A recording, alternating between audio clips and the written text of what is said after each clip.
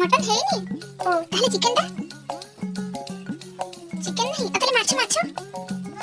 से सब किछ नहीं साधा माने आइस नहीं हे भगवान मु काहे के आसीली 3-4 दिन सोडा पानी पीबार कोन एई फळ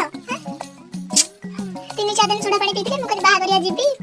कि आइस बेंस पाटे बाजीबो खाइ के आसी छी छी छी मो भाग्य ही खराब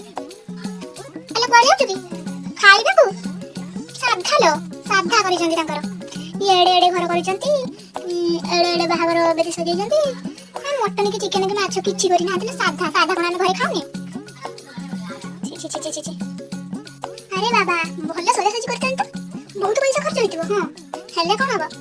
जेस्ते सजा सजी कले टिके आइस तो हेनी निरामिस साधा देख देख देख बहु वर्षन देख मो भल्ला प्रस्ताव देथि तो पसंद आसलानी